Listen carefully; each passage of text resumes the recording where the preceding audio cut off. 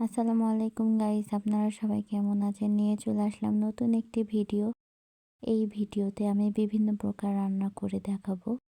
প্রথমে আমি চুলাতে চাল এবং মসুরের ডাল চাপিয়ে দিয়েছি। মসুরের ডাল সিদ্ধ হয়ে গেলে মসুরের ডালে আমি লবণ, হলুদ এবং টমেটো অ্যাড করে দিব এবং ভালো মতো মিক্স করে নেব।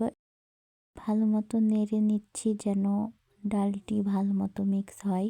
ভালো মতো ফুটে গেলে আমি ঘুটনি দিয়ে ঘুটে নেব এবং একটু পানি অ্যাড করে দিব এবং চুলার আঁচে রেখে দিব।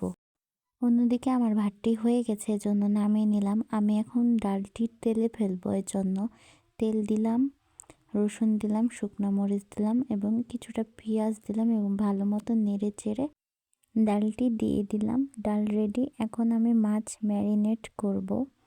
মাছ ম্যারিনেট করা খুবই প্রয়োজন, তাহলে মাছটি ভাজতে সুবিধা হয় এবং খেতেও ভালো লাগে। এরপরে আমি আলুর কষা ভাজি করার জন্য কড়াইয়ে তেল, জিরা এবং তেজপাতা দিয়ে আলুগুলো ঢেলে ভালো মতো নেড়ে ছেড়ে নেব। এরপরে হলুদ গুঁড়ো, মরিচ গুঁড়ো, লবণ এবং আদা রসুন বাটা দিয়ে ভালো মতো মিক্স করে নিব। অন্য পাশে আমি মাছগুলো ভেজে নেব, এর জন্য তেল দিলাম। তেলটি গরম হয়ে গেলে মাছগুলো দিয়ে দিব একে একে। মাছগুলো দেওয়া শেষ হয়ে গেলে আমি আলু কষা ভাজিতে পেঁয়াজ, মরিচ অ্যাড করে দেব এবং ভালো মতো নেড়ে চেড়ে নেব। নামানোর আগে গরম মশলা এবং জিরে গুঁড়ো দিয়ে আমি ভাজিটি নামিয়ে নেব। এইভাবে আপনারা আলু কষা ভাজি রান্না করে দেখবেন, খুবই ভালো লাগে। এরপরে আমি মাছগুলো কষিয়ে নেব। মাছ কষানো তো খুবই সহজ একটা রান্না, এটা বলার কিছু নেই, আপনারা সবাই পারেন। এজন্য আমি ডিটেলসে কিছুই বললাম না, জাস্ট আপনাদেরকে রান্নাটা করে দেখালাম। আমার ভিডিওগুলো আপনাদের কেমন লাগে অবশ্যই আমাকে কমেন্টে জানাবেন এবং আমার পাশে থাকার জন্য আপনাদেরকে অসংখ্য ধন্যবাদ।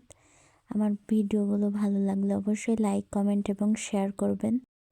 আপনারা কোন কোন জেলা থেকে দেখছেন সেটিও আমাকে কমেন্টে জানাবেন।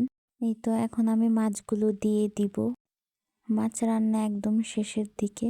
এখন আমি একটু 5 মিনিট চুলার আঁচে রেখে মাছটি নামিয়ে নেব।